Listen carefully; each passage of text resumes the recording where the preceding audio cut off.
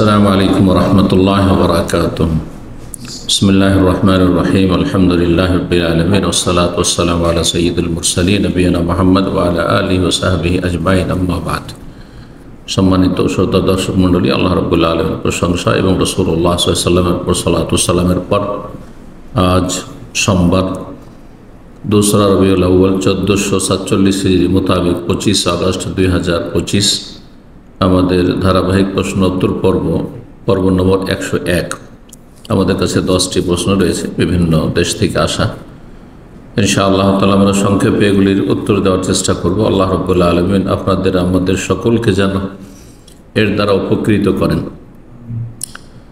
প্রথম প্রশ্ন করেছেন, আসসালামু আলাইকুম শেখ। ওয়ালাইকুম আসসালাম রাহমাতুল্লাহ। কোনো স্বামী যদি নামাজ না পড়ে ও বিভিন্ন কাবিরা গুনাহে লিপ্ত থাকে, পরকালে অল্প বিশ্বাস করে, স্ত্রী খাস পর্দা করে তাই রাগ করে, নামাজ পড়তে বললে রেগে যায়, স্ত্রীকে মারধর করে, স্ত্রীকে অশ্লীলভাবে চলাফেরা করতে বলে, স্ত্রীর বাবার বাড়ির লোকজন জামাইয়ের কথা মতো চলতে বলে, এখন স্ত্রীর করণীয় কি?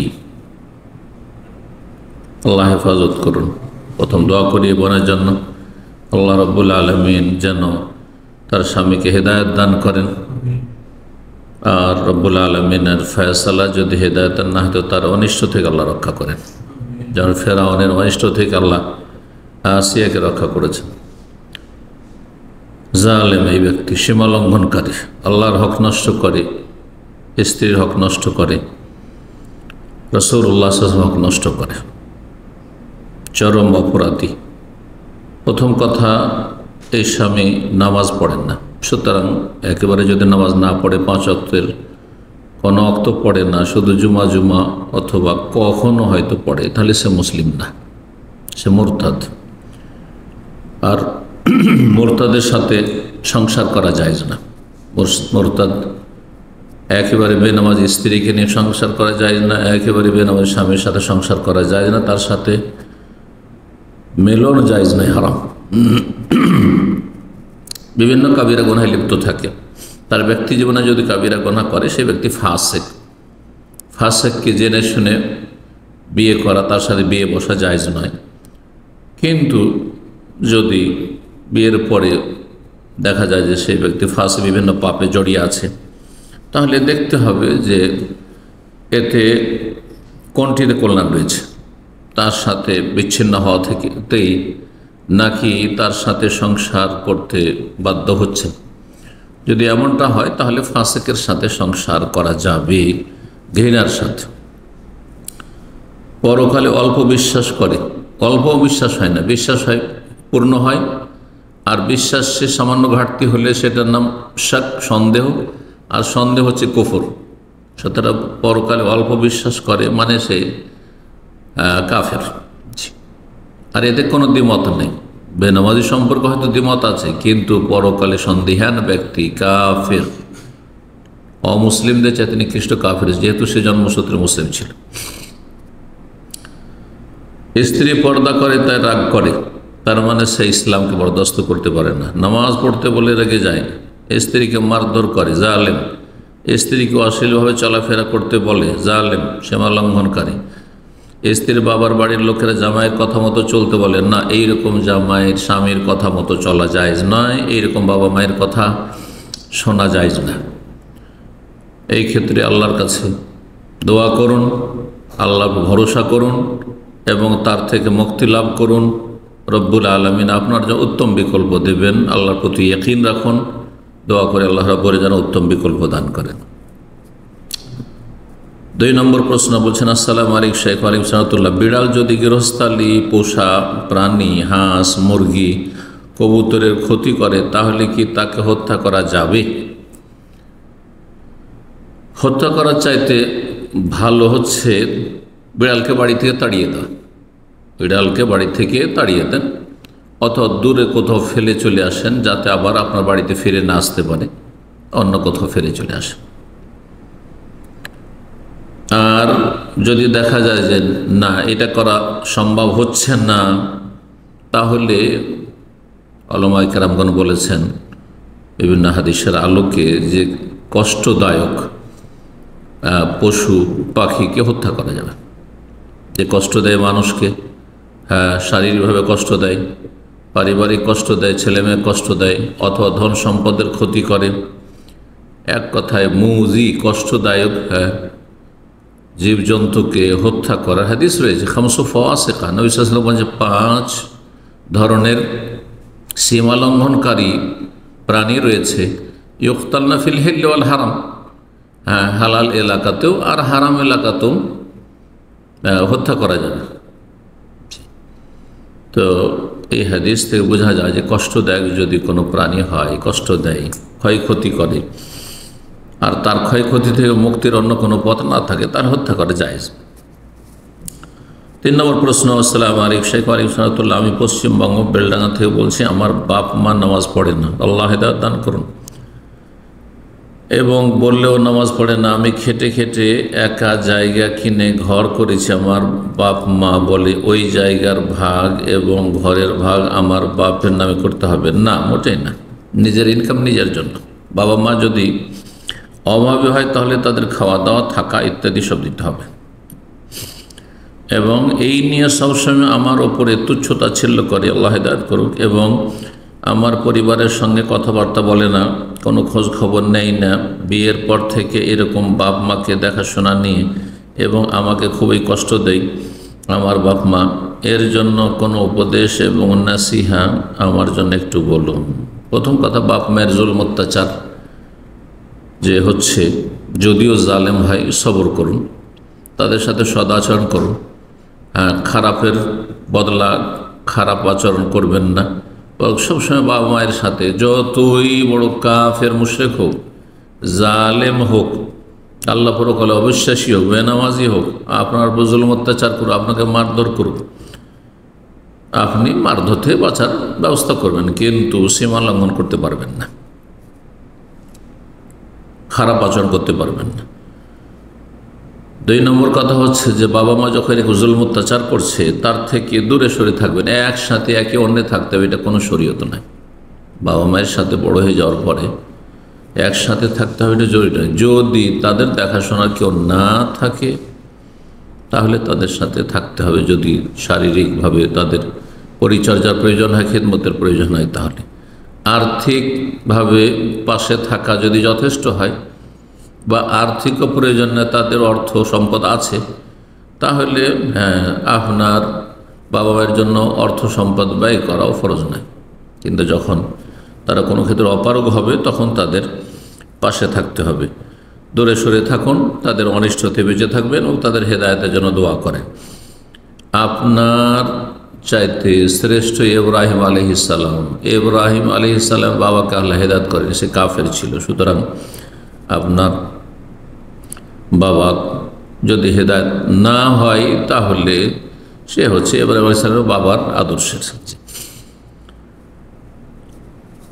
4 নম্বর প্রশ্ন বলছেন। আসসালামু আলাইকুম শাইখ ওয়ালাইকুম সালাম। শ্বশুর বাড়ির লোকজন যদি মাজার পূজার সাথে জড়িত থাকে তাহলে তাদের সাথে সম্পর্ক কেমন হওয়া উচিত?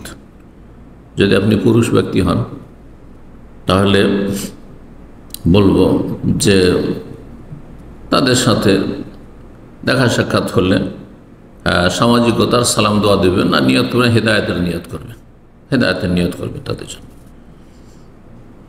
আর তাদের সাথে দেখা সাক্ষাৎ করা জরুরি নয়, শ্বশুর শাশুড়ির সাথে দেখা সাক্ষাৎ জরুরি নয়। যদি আপনি একজন বোন হন আর আপনাকে তাদের কাছাকাছি থাকতে হচ্ছে, আপনার স্বামী তাদের কাছাকাছি রাখছে, আর তারা শিরকি আকীদায় রয়েছে, তাদের থেকে প্রভাবিত হবেন না, তাদেরকে প্রভাবিত করার চেষ্টা করবেন। অর্থাৎ তাদেরকে দাওয়াত দিয়ে হেদায়েতের চেষ্টা করবেন, জাহান্নামের রাস্তা থেকে ফেরাবার চেষ্টা করে জান্নাতের পথে, কিন্তু তাদের পথের প্রতীক হবেন না। ফালা তোতে হবা, কখন আনুগত্য করবেন। আর যদি এরকম আশঙ্কা থাকে বিভ্রান্তির, তাদের পাশে থাকলে আপনার ছেলে মেয়েগুলো খারাপ হয়ে যাবে, তাহলে সেই ক্ষেত্রে বলবো, হ্যাঁ, ভাইদেরকে বলবো, বোনদেরকে বলবো, এইরকম মুশরিক মাজার পূজারীদের সাথে একই সংসারে একই জায়গায় থাকবেন না, দূরে সরে যাবেন নিরাপদ স্থানে, যাতে করে তাদের অনিষ্ট থেকে রক্ষা পাওয়া যায়। 5 নম্বর প্রশ্ন বলছেন। আসসালামু আলাইকুম সালাতুল্লাহ। সৎ মায়ের আগের স্বামী হতে সন্তানরা কি মাহরাম হবে? কেমন করে মাহরাম হবে? সৎ মার আপনি মাহরাম, কিন্তু সৎ মায়ের আগের স্বামী আপনার বাবার নয়, আগের স্বামী হতে সন্তান, আগের স্বামী থেকে সন্তান, তাহলে আপনার সাথে এই সন্তানরা, আপনার সৎ মায়ের সন্তানরা না বাপে শরিক আছে না মায়ের শরিক আছে, কোনোটাতে শরিক নেই, কোনো একটাতে শরিক হইতে হবে। অর্থাৎ মাহরাম কখন হবে? যদি আপন ভাই হয়, আপন ভাই না হয়ে যদি বৈমাত্রীয় সৎ ভাই বোন হয়, অথবা বৈপিত্রীয় হয়, আর এটা তিনটার কোনোটি না, সুতরাং এরা মাহরাম নয়। জি, তবে এই সৎমা আপনার আব্বার সাথে বিয়ে হওয়ার পরে তারপরে যে ছেলে মেয়েগুলো হবে সেগুলি আপনার মাহরাম, সেগুলি আপনাদের মাহরাম। জি। 6 নম্বর প্রশ্ন বলছেন, আসসালামু আলাইকুম শেখ আলিম সালাতুল্লাহ, আমি এমন একটি এলাকায় থাকি যেখানে সকলে হানাফি। আসলে হানাফি তো নয়, এরা হচ্ছে সব মাতুরিদি আকিদাই আসমা সেফাতে, আর আপনার রুহানিয়তের ক্ষেত্রে এরা সুফি বেদাতি, আশআরিয়াত হচ্ছে আকিদার বেদাত গুমরাহি, আর মাতুরিদিয়াত আর এইরকমই সুফি হচ্ছে পুরো গুমরাহি আর গুমরাহি। জি, কোরআন সুন্নাহর বাইরে কোনো রকমের আত্মার পরিশুদ্ধি নেই। জি, আর সুফিদের পীর মুরিদিতে যারা বিশ্বাসী প্রচলিত, যারা হানাফি ভারত বাংলাদেশে, তারা সবগুলি এই পথের পথিক, এবং তাদের সাথে আমার নামাজ পড়তে হয়। কখনো আমাকে ইমাম সাহেব একামত দিতে বলেন, কারণ কেউ থাকে না, এমত অবস্থায় আমি কি একামতের শব্দগুলো 2 বার করে নাকি 1 বার করে বলবো? তাদের মধ্যে 2 বার প্রচলন আছে। হানাফি মাজহাব 2 বার একামতকে তারা পছন্দ করেছে, তার উপর আমল করে থাকে। আর অধিকাংশ ফুকাহায়ে কেরামদের অনুসারীরা শাফি, মালিকি, হাম্বলি, আহলুল হাদিস সবাই একরা একামত, একটি করে বাক্য বলা হয়, এটাকে পছন্দ করেছেন। দুটোই সহিহ হাদিস দ্বারা প্রমাণিত। মদিনার মুয়াজ্জিন বেলাল রাদিয়াল্লাহু তাআলা আনহু, তার একামত ছিল ফুরাদা। জি, একরা একামত ছিল, একটি করে বাক্য। আর মক্কার যে মুয়াজ্জিন ছিলেন, মক্কা বিজয়ের পর আবু মাহজুরা রাদিয়াল্লাহু তাআলা যুবক, তার একামতে ডবল বাক্য ছিল। সুতরাং দুটোই জায়েজ রয়েছে। সেখানে তাদের যাতে করে তাদের অনুকূলে আপনার আমল হয়, আর যেখানে প্রমাণিত সেখানে তাদের বিপরীত আমলের কোনো প্রয়োজন নেই, আপনি তাদের মতো একামত দিতে পারবেন, সেটিও হাদিস দ্বারা প্রমাণিত। তবে কখনো এটা যদি দেওয়া সম্ভব হয় আর সবাইকে বিষয়টি জানিয়ে দেওয়া হয়, তাহলে এটা বেশি ভালো। 2 রকম সুন্নতুল আমল হইল। আল্লাহু আ'লাম। 7 নম্বর, আসসালামু আলাইকুম শেখ আলিম সালাতুল্লাহ, আমি যখন ওস্তাদার কাছে কোরআন পড়া দিই, একজন বোন প্রশ্ন করছেন, তখন তিনি বিভিন্ন জায়গায় কারেকশন করে দেন এবং আবার একই সূরা পড়তে বলেন, কিন্তু আমি ভুলে যাই কোথায় কোথায় ভুল হয়েছিল আর কোন কোন জায়গায় কারেকশন করে দিয়েছিলেন। পরবর্তীতে পড়া দেওয়ার সময় একই ভুলগুলি করে ফেলি। শেখ বলছেন, শেখ, এজন্য আমি কি আমার মুসহাফে পেন্সিল দিয়ে একটু চিহ্ন দিয়ে রাখতে পারবো কোথায় ভুল হয়েছে, যেন পরবর্তীতে পড়া দেওয়ার সময় একই ভুল না করি? জাযাকাল্লাহু খাইরান। প্রথম কথা, মুসহাফ কোরআনুল কারীম আল্লাহর কালাম যাতে লেখা আছে, এর সম্মান পূর্ণমাত্রায় আপনাকে বহাল রাখতে হবে। এর তাজিম, এর মহত্ব, এর শ্রদ্ধা, এর বিপরীত, এর পরিপন্থী যেন আপনার কোনো আচরণ না হয়। কোরআনে কারীমের ডানে বামে টিকার মতো লেখা অথবা আপনার লাইনের মাঝে কোনো জায়গায় দাগ দেওয়া, এগুলি কিন্তু কোরআনে কারীমের খানিকটা বেয়াদবি, অবমাননা, যদিও সেটা পেন্সিল দিয়ে হোক না কেন। আর যদি কলম দেওয়া হয় তো একেবারেই জায়েজ না। তো এই ক্ষেত্রে পরামর্শ দেব যে পেন্সিল দিয়েও সেখানে দাগ না দিয়ে আপনি আলাদা একটি পেপার রাখেন, খাতা রাখেন, নোটবুক রাখেন, সেখানে নোট করেন যে কোন লাইনে কোন শব্দটিতে কারেকশান করে দিয়েছে, সাথে সাথে লিখে নেন, আর ওটা সামনে রেখে আপনি সংশোধন করেন আপনার পড়াশোনার। এটা বেশি ভালো, আপনার জন্য নিরাপদ। কিন্তু কেউ যদি পেন্সিল দিয়ে আপাতত একটু সামান্য চিহ্ন দিল, আর তারপরে পড়া যখন শোনানো হয়ে গেল তখন সেটাকে মুছে ফেললো, পরিষ্কার করে দিল, তা আশা করি সেটি নাজায়েজ হবে না। আল্লাহ তাআলা আ'লাম। কারণ এই কোরআনে কারিম শুধু আপনি পড়বেন না, আর একটা দিক এটি, আপনার পরে আর কেউ পড়বে সেই কোরআনটি। অনেকগুলি কোরআন কারিম দেখা যায় মসজিদে অথবা বিভিন্ন জায়গায়, হ্যাঁ, মাদ্রাসার ছেলেরা তাতে এমন করে লিখে রাখে, একেবারে খারাপ করে ফেলেছে, একেবারে খারাপ করে ফেলেছে। জি, তো এই ক্ষেত্রে অবশ্যই গুনাহগার হইতে হবে। জি, অবশ্যই গুনাহগার হইতে হবে। আল্লাহ রাব্বুল কোরআন কারীমে ইরশাদ করেছেন, ওয়ামান ইউআযিম শাআইর আল্লাহ ফাইন্নাহা মিন তাকওয়াল কুলুব। সূরা হজ আল্লাহ বলছেন, যারা আল্লাহ রাব্বুল আলামিন নিদর্শনাবলীর তাজিম, শ্রদ্ধা, সম্মান, বড়ত্ব, মহত্ব বহাল রাখবে, এটি তাদের অন্তরের আল্লাহ ভীরতার তাকওয়ার বহিঃপ্রকাশ, এটি তার প্রমাণ। ফাইন্নাহা মিন তাকওয়াল কুলুব, আল্লাহর ভয় ভীতি অন্তরে আছে। সুতরাং আপনি আল্লাহ রাব্বুল আলামিন যেগুলি নিদর্শনাবলী, আর কোরআনে কারীম আল্লাহ রাব্বুল আলামিনের বড় একটি নিদর্শন, সুতরাং কোরআনে কারীমের তাজিম করবেন, আল্লাহর কালামের তাজিম করবেন। জি, 8 নম্বর প্রশ্ন বলছেন, আসসালামু আলাইকুম। আমাদের এখানে কিছু বোনের একটা কোশ্চেন, বেতরের নামাজে হাত তুলে দোয়া আর কুনুত পড়ার সময় দৃষ্টি কি হাতের দিকে থাকবে না সেজদার দিকে আমাদের দৃষ্টি থাকবে? নিউ ইয়র্ক থেকে প্রশ্ন করছেন। যখন দোয়া করছেন তখন হাত আপনি আল্লাহর সামনে সম্প্রসারিত করেছেন, সুতরাং কারো কাছে দুনিয়ার উদাহরণ দিয়ে বলি, কোনো কিছু চাওয়ার নিয়ম হচ্ছে যে আপনি কি দেওয়া হচ্ছে সেদিকে তাকাবেন। আপনি এমনকি তার চেহারার দিকেও তাকান না, ডানে বামও তাকান না, আপনি এদিকে তাকাচ্ছেন যে আপনাকে কী দেওয়া হচ্ছে। সুতরাং দোয়ার ক্ষেত্রে সেটি কুনুতের দোয়া হোক অথবা অন্য কোনো দোয়া হোক, হাতের তলার দিকে যে সামনে আপনার হাত রয়েছে, এই হাতের দিকে তাকাবেন, সালাত অবস্থায় সেজদার দিকে তাকাবেন না। জি, 9 নম্বর প্রশ্ন বলছেন, আসসালামু আলাইকুম শাইখ আলিমসাল্লাহ। এক মহিলা তার স্বামীকে ডিভোর্স দিয়েছেন। আর মহিলা ডিভোর্স দিতে পারে না, মহিলা ডিভোর্স নিতে পারে। এটি হচ্ছে ইহুদি খ্রিস্টানদের পশ্চিমা কথা, যে মহিলা ডিভোর্স দিয়েছে। মহিলা খোলা নিতে পারে, নারীর পক্ষ থেকে যেটি হয় স্ত্রীর পক্ষ থেকে সেটিও খোলা, সেটা নিতে পারে, দিতে পারে না।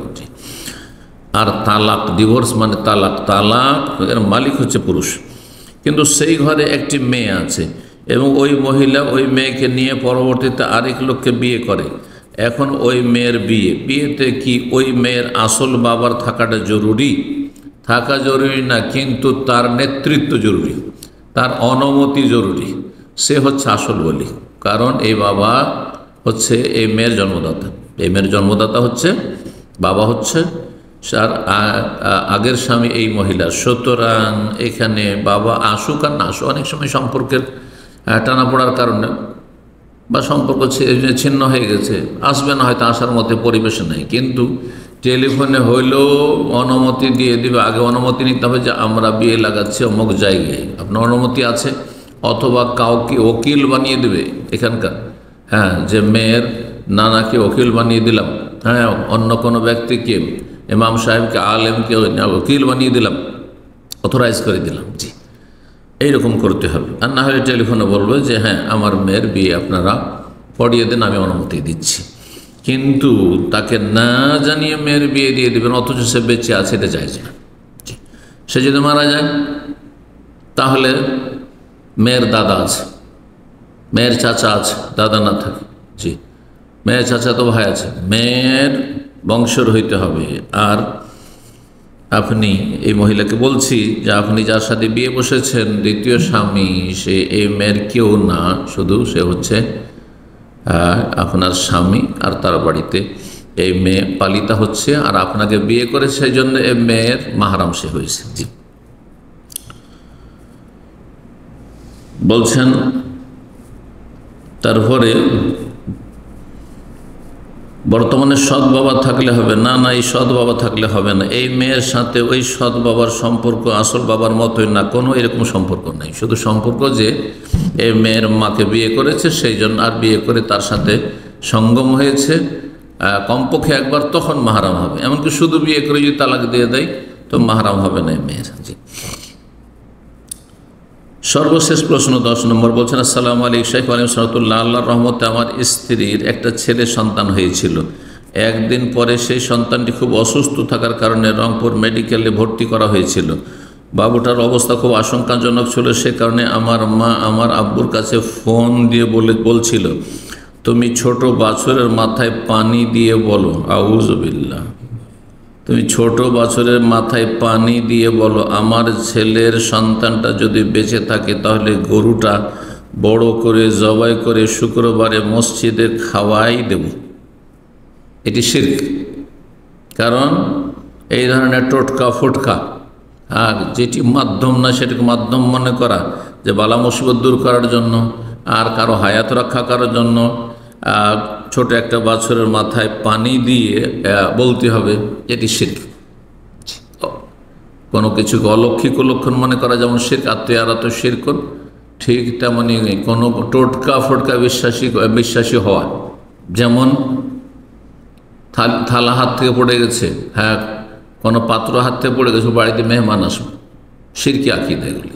জি, যতগুলি টোটকা রয়েছে, যেটাকে বাংলা ভাষায় টোটকা বলা হয়, অর্থাৎ এমন কিছু যেগুলি মাধ্যম নয়, হ্যাঁ কারণ নয়, সেগুলি কারণ বা মাধ্যম মনে করা হয়, সেগুলি শিরকি। জি, তো এইটি কোনো মানুষের বালা মুসিবত থেকে মুক্তির মাধ্যম নয়, সুতরাং এটি শিরকি আকীদা। এই মহিলা আল্লাহ হেদায়েত করুক, আর সে শিরকি কথা বলেছে, তার জন্য তওবা করা ফরজ। বলছেন যে কিন্তু আমার বাচ্চাটা মারা গেছে, আল্লাহ বাচ্চা যদি নাবালক থেকে থাকে তার শাফাত বাবা মায়ের জন্য কবুল করুন, যদি বাবা মা নামাজি হয় তাহলে, আর যদি শিরক মুক্ত হয়, কুফরি মুক্ত হয়। এখন এই গরুটা কি করব শেখ? জি, নবী করিম সাল্লাল্লাহু আলাইহি ওয়াসাল্লামের হাদিস রয়েছে যে মান নাযারা ইউতি আল্লাহ ফালিউতি, কেউ যদি মান্যত করে যে সে আল্লাহর সন্তুষ্টিমূলক কাজ করবে, নেকির কাজ করবে, ভালো কাজ করবে, তাহলে সে যেন সে তার বাস্তবায়ন করে, মান্যত পুরা করে। মান্যত করে নিলে পুরা করা ফরজ। অমান নাযারা ইয়াসি আল্লাহ, আর কেউ যদি মান্যত করে আল্লাহর নাফরমানি করে, আর এই যে শিরকি কথা বলেছে সেটি তার শিরকি মান্যত, বেদাতি মান্যত। সুতরাং ফালায়তে তো ওমান নাযারা ইয়াসি আল্লাহ, যদি কেউ আল্লাহর নাফরমানের কোনো মানত করে তাহলে সে আল্লাহর নাফরমানি করবে না।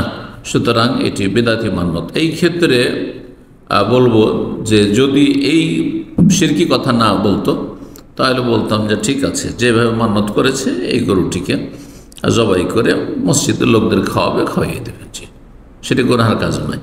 কিন্তু বেদাতি বা শিরকি মান্যত যেহেতু ছিল, সুতরাং যদিও ছোট শিরক হতে পারে কিন্তু শিরকি মান্যত, আর এটি বেদাত।